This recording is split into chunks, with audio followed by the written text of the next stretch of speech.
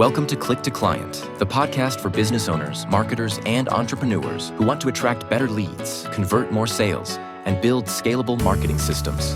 Hosted by the team at Mouthpiece Interactive, we cover everything from lead generation and sales funnels to automation tools, email marketing, content strategy, and growth hacks, all designed to help you turn traffic into paying clients with less time, money, and effort. Learn how to optimize your digital marketing, CRM, and conversion workflows. Let's get started with your hosts, Maddie and Rex.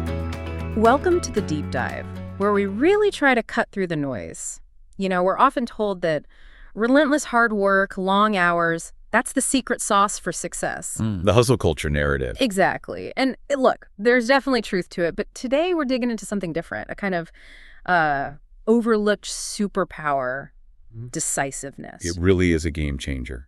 Our sources are pretty clear. Yeah. It's not just what you do, but how quickly and how firmly you actually decide. That seems to be the real differentiator. So it separates the people who really thrive from those who seem stuck. Yeah, exactly. Those who scale incredibly fast versus others who are just as dedicated, work just as hard, but kind of find themselves struggling or just stuck in neutral.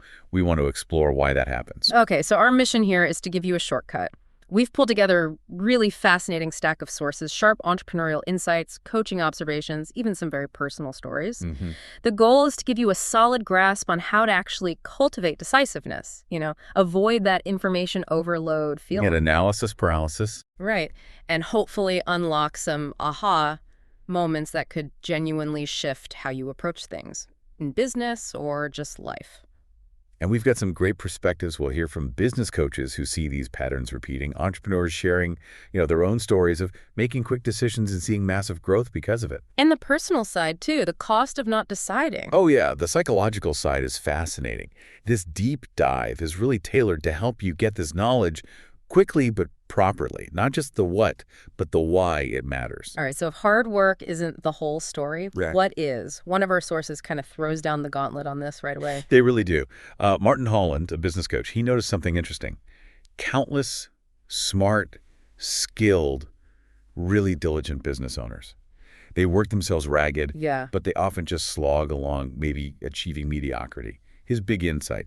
The real difference maker isn't just the amount of work, it's the decisions. Okay. Decisive leaders, they make choices fast, even when they don't have all the info, because let's be real, whoever have all the info. Right, perfect information is a myth. Exactly. And then this is key. They pour all their focus, their effort, their resources into that chosen path. No second guessing, no regrets. That's a really stark contrast. He also describes the flip side, doesn't he? The indecisive owner. He does, very vividly. He says that they're basically handicapped by the hesitation of indecision. They end up spreading their capital thin, chasing too many things. Like shooting between targets, hitting neither. That's the phrase. It sounds exhausting, frankly. Yeah. And just not effective. Yeah, incredibly inefficient. And it is draining. Stacey Tutchell, her company, hit the Inc. 5000 list, fastest growing comm. She really hammers this point home. Speed equals growth. She linked it directly. Said her company 5xing its gross revenues was down to making fast decisions. Sometimes like 7 days a week making calls. Wow. Now, she's clear. You can build a successful business being indecisive, but she says it will take them a while to get there. So the takeaway is speed really matters for acceleration. Speed combined with that resolve, yes. It just fundamentally changes the trajectory. Okay, so if it's about the speed and the resolve, how do we actually do that? What's the framework? Is there a secret? Well, it's not random. That's the thing. Decisive people aren't just flipping coins faster. They operate within a really clear structure. And our sources point to two big things: a strong vision and really clear boundaries. Boundaries. Okay, I'm curious about that. There was that personal example, right, from Kieran about the expensive camera lens. Oh, yeah, the grenade. Yeah. He called it that because it costs so much. It's a perfect example of boundaries in action. What were his rules then? Super simple, super strict. 2 rules. 1, only buy new gear if client work absolutely required it, like getting published in magazines, needing massive prints for billboards, real business needs. Not just shiny object syndrome. Exactly. And 2, this is the big one for taking emotion out: always pay cash, no credit. His logic: if the business hasn't earned the money up front, you can't justify buying it, period. That's incredibly disciplined. It really puts a guardrail up against impulse buys. It does. And it makes you think, doesn't it? How often do we make those emotional, impulsive choices because we don't have those clear lines? Like that statistic. What was it? The average household has something like $4,500 worth of unused stuff bought on impulse every year. Yeah, something staggering like that. Yeah. Thousands of dollars in unopened grenades sitting in closets. It's a real cost to not having boundaries. Okay, so boundaries are one piece. What about the vision part? Equally critical, maybe more so. Martin Hall, again, he observed that the actual resolve to make choices, to cut through the noise, it comes from having decided what they want. Clarity. So knowing your destination makes the how to get their decisions easier. Precisely. He gave great examples. Diane, the speech pathologist, she took on a massive 782% rent increase. Sounds crazy, right? Yeah, that's a huge leap. But it was laser focused on her vision of building passive income. It let her hire therapists way ahead of schedule, opened up totally new paths. Or John, the marketing agency owner, he turned down good money, restructured his whole team. Well, for focus on a new niche he really enjoyed and saw potential in. His vision guided that tough call. So for both of them, the question was basically, does this move me towards my vision or away from it? That's the filter, Yeah. a powerful one. And Stacey Tushel had a similar experience, but totally different context. Building her house. Right, the design decisions. Yeah, she apparently knocked out 16 hours worth of design choices in just 3.5 hours. How? Clear vision board. She knew what she wanted. And she connected that back to business. Absolutely. She basically said if business owners are slow to decide, it usually means they're just unclear of what they want.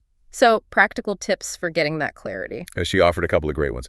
First, know what you want, actually write it down, commit. She keeps a whiteboard with her 3 big goals for the year. Doesn't touch it. It's a constant visual reminder. A visual anchor. Okay. Second, visualize it. Really see it. And then constantly ask yourself about any opportunity. Will this get me there faster? Will it condense my time? That leads to really quick yes-no decisions.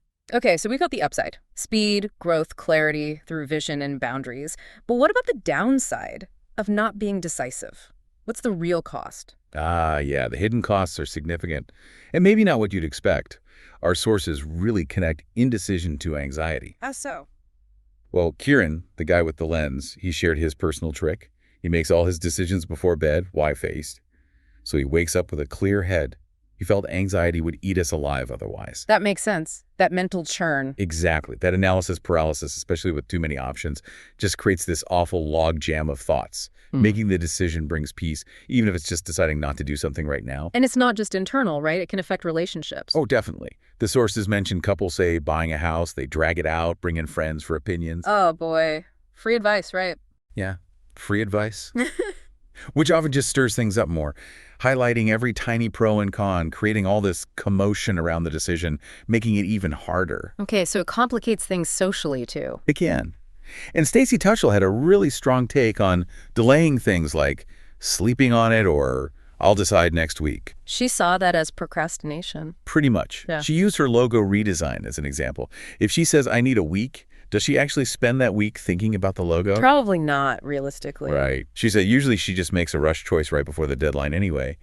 Her point was that delay didn't actually improve the decision quality. She had that survivor analogy, too, didn't she? Yeah. Like on the show, they make snap decisions. She argues our initial gut reaction is often the same one we land on eventually, even after delaying. So why waste the time and mental energy? That's a really interesting point. If the outcome is often the same, are we just torturing ourselves by delaying, prolonging the anxiety? That's the implication. And the business cost is real, too. Spending, say, 90 days agonizing over a logo change that probably won't move the needle on revenue. That's 90 days you're not spending on things that do make money. Precisely. Time wasted on low-impact decisions is time stolen from high-impact activities. She even warned about indecisive clients. Ah, how so? Clients who need multiple sales calls, who hesitate. She found they often struggle to implement things later and might even blame the program. Her take. They weren't a good fit anyway because they weren't doers. They weren't decisive. Wow. It really underscores that for entrepreneurs, time isn't a luxury, it's everything. Every moment stuck in indecision is, well, it's a lost opportunity. It truly is. Okay, so for anyone listening who recognizes themselves in this, maybe feeling stuck in that analysis paralysis, what can we actually do? How do we build this decisive muscle? Great question. And the sources offer some really practical strategies. First one, big mindset shift. Overcome overestimation. Meaning, realize most decisions are not life and death.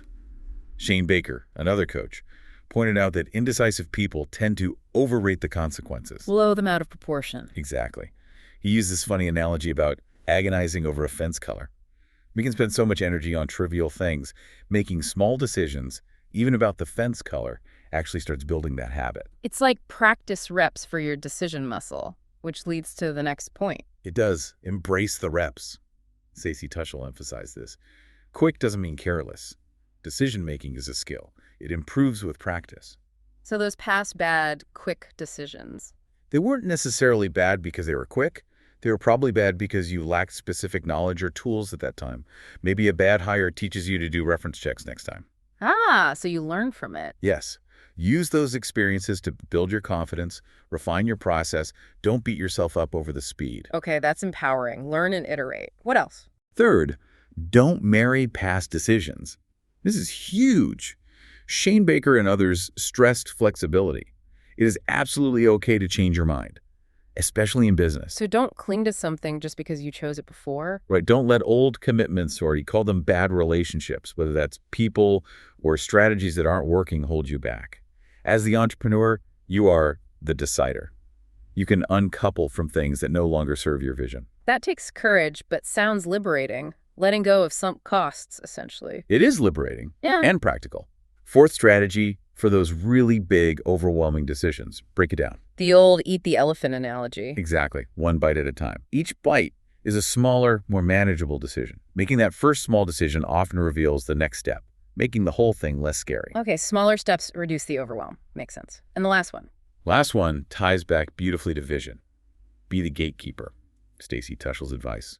Become a gatekeeper for opportunities. Filter everything. Filter everything through your clear vision. Ask, will this genuinely get me to my goals faster?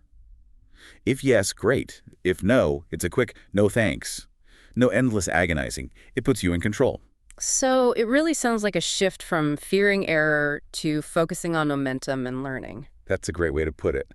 To recap, decisiveness isn't just nice to have. Our sources suggest it's really critical for faster growth, less anxiety, and actually grabbing opportunities. You cultivate it with a clear vision, solid boundaries, understanding the real cost of delaying, and just practice, making decisions. And it's not about perfectionism, is it? Not about always being right first time. Not at all. It's about making the decision, moving forward, learning, adapting, building that muscle, like you said. Okay, powerful stuff. So here's a final thought, maybe a bit provocative for everyone listening. If you're not actively making decisions for yourself, someone else, your competitor's circumstance, life itself, will end up making them for you.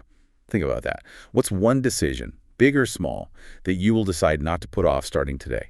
A great question to end on. Thank you for joining us on this deep dive. We hope you'll take these insights, reflect on maybe one decision you've been delaying, and just take that first decisive step. We'll see you next time. That's a wrap for today's episode of Click to Client, where smart strategies turn clicks into customers. If you're ready to take what you've learned and actually put it into action, come join us inside the Click to Client community. It's where business owners like you get the tools, training, and hands-on help to grow faster, work smarter, and close more deals, all without burning out. You'll find resources, real conversations, and real people who want to see you win. Just head over to mouthpieceinteractive.com and get plugged in. Until next time, keep your funnels flowing, your leads warm, and your growth on autopilot. We'll see you in the community.